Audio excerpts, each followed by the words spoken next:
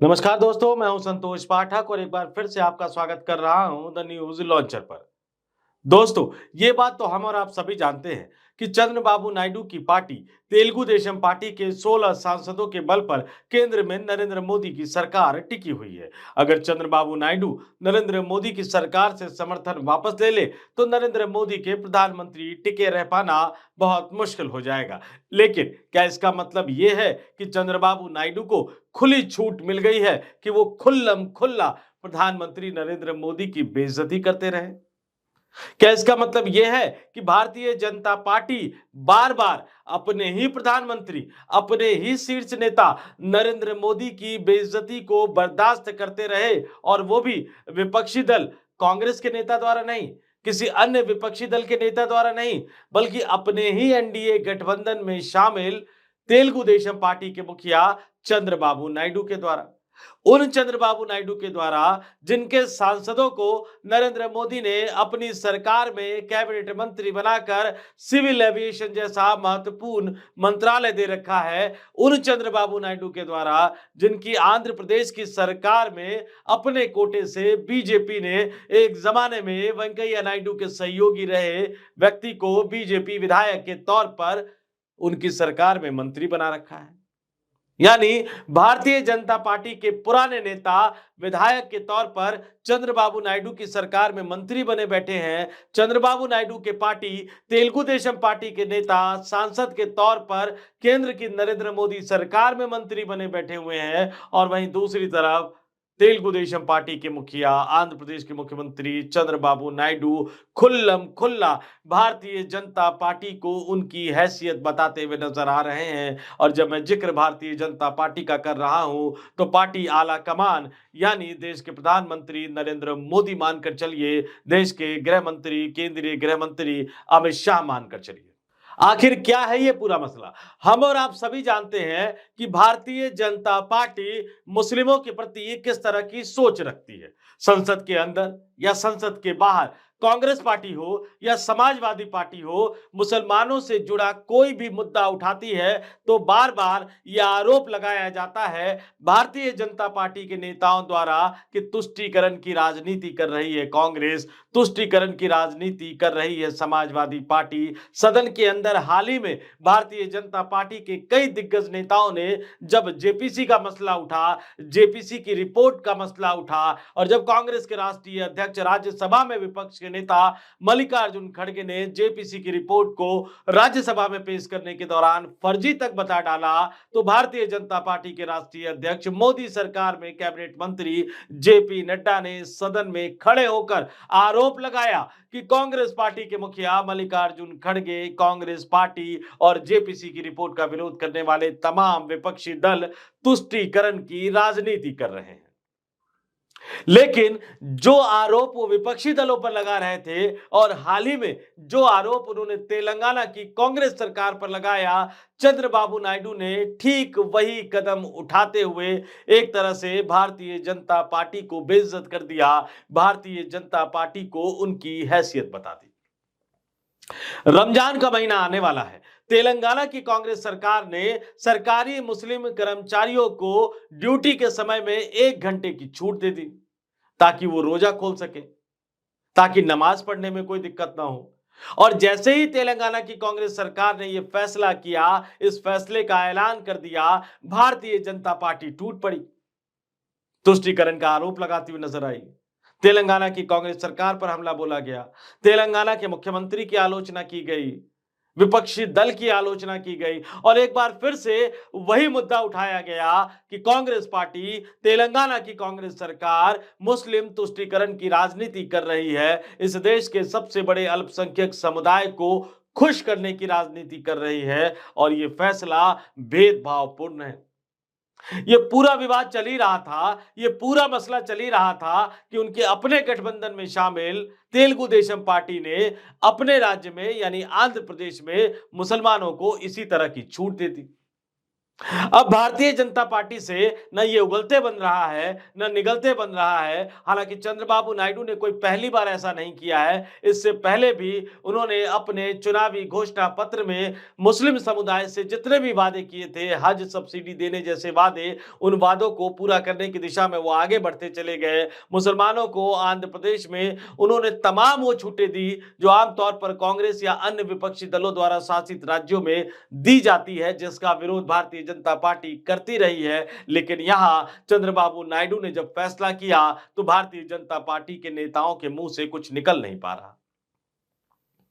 Bharatiya Janata party के नेताओं ने न्योता दिया है चंद्रबाबू नायडू को दिल्ली के शपथ ग्रहण समारोह में शामिल होने का। 20 फरवरी को दिल्ली के रामलीला मैदान में ऐतिहासिक शपथ ग्रहण समारोह, ऐतिहासिक मैं इसलिए कह रहा हूं कि वो जगह भी ऐतिहासिक है रामलीला मैदान की, और भारतीय जनता पार्टी के नेताओं के शब्दों में मैं ऐतिहासिक कह रहा हूं कि 27 सालों का उनका वनवास खत्म हुआ। 27 साल बाद दिल्ली की सत्ता पर भारतीय जनता पार्टी की वापसी हो रही है। एक बड़े जश्न की तैयारी मनाने के लिए भारतीय जनता पार्टी ने टीडीपी के मुखिया, आंध्र प्रदेश के मुख्यमंत्री चंद्रबाबू नायडू को भी जश्न में रामलीला मैदान के उस शपथ ग्रहण समारोह में शामिल होने का न्योता दिया है। उसी दिन एनडीए शासित राज्यों के मुख्यमंत्रियों की बैठक भी होनी है, भोज का कार्यक्रम भी रखा गया है। तो एक तरफ भारतीय जनता पार्टी, नरेंद्र मोदी और अमित शाह वाली भाजपा न्योता दे रही है चंद्रबाबू नायडू को अपने जश्न में शामिल होने का, अपने भोज के कार्यक्रम में शामिल होने का, और दूसरी तरफ चंद्रबाबू नायडू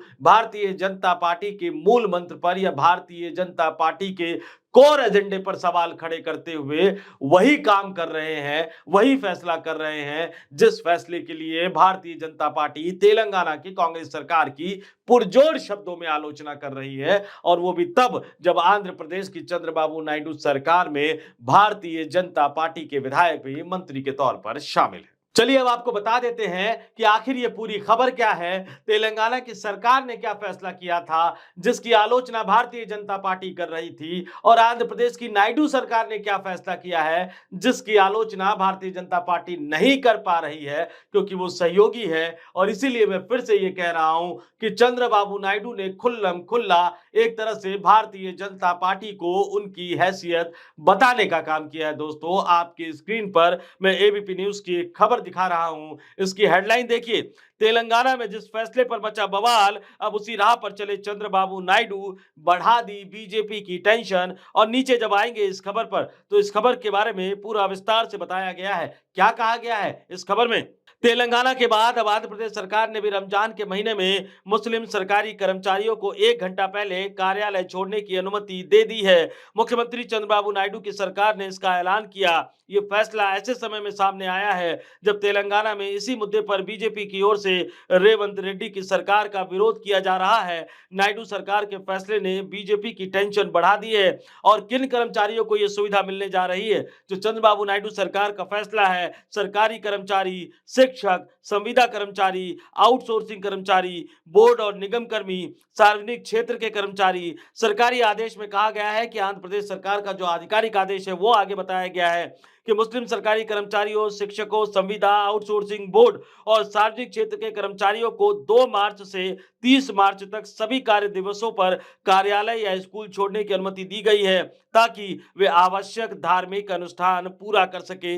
30 मार्च तक रोजेदारों को ये राहत दी गई है, बाकायदा इसके लिए आदेश जारी कर दिया गया है। और अब भारतीय जनता पार्टी के लिए इस फैसले ने, चंद्रबाबू नायडू सरकार के इस फैसले ने दिक्कत की स्थिति पैदा कर दी है, दुविधा की स्थिति पैदा कर दी है। क्योंकि सच्चाई तो यही है कि सबका साथ, सबका विकास, सबका विश्वास का नारा देने वाले भारतीय जनता पार्टी पर इस देश का अल्पसंख्यक समाज, खास तौर से मुस्लिम समाज भरोसा नहीं कर पा रहा है। भारतीय जनता पार्टी के नेता भी गाहे बगाहे जिस तरह का बयान देते रहते हैं, जिस तरह के आरोप विपक्षी नेताओं पर लगाते रहते हैं, उससे भी मुस्लिम वर्ग में एक तरह से असंतोष जन्म लेता है, अविश्वास जन्म लेता है। और जिस तरह से वो फैसले, चाहे वो धार्मिक आधार पर यानी धार्मिक आयोजन को लेकर अगर कुछ छूट दी जा रही है, उस तरह के फैसले भी किए जाते हैं, तो बीजेपी के नेता आगे बढ़कर तुष्टीकरण का आरोप लगाते हैं, मुस्लिम समुदाय की तुष्टीकरण का आरोप लगाते हैं। तो मुस्लिम समुदाय में भाजपा को लेकर नाराजगी बढ़ जाती है।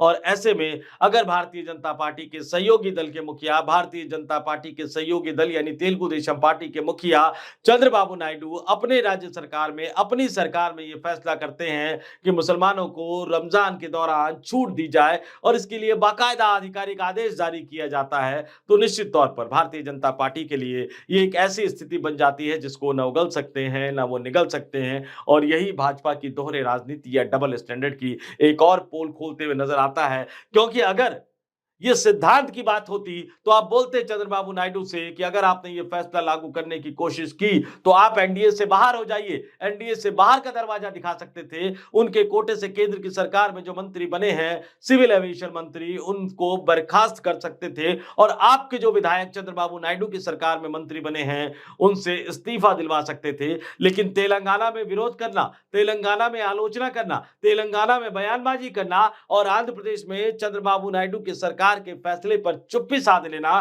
कोई कार्रवाई न करना, यह दिखाता है कि राजनीति को लेकर आपका स्टैंडर्ड कितना डबल है, उसमें कितना दोहराव है। और ये एक बार फिर से भारतीय जनता पार्टी की कलई खोलता हुआ नजर आता है। तो इंतजार करते हैं कि आगे कैसे ये मुद्दा विवाद का रूप ले सकता है, आने वाले दिनों में कैसे, क्या वाकई इस मुद्दे को लेकर कहीं कोई सुगबुगाहट खड़ी होती है या नहीं होती है, या भारतीय जनता पार्टी केंद्र की मोदी सरकार को बचाने के लिए चुप्पी साध लेती है, नरेंद्र मोदी प्रधानमंत्री बने रहने के लिए चुप्पी साधे बैठे रहते हैं। इस वीडियो में इतना ही। मुझे यानी संतोष पाठक को दीजिए इजाजत। आप तमाम लोग देखते रहिए द न्यूज लॉन्चर।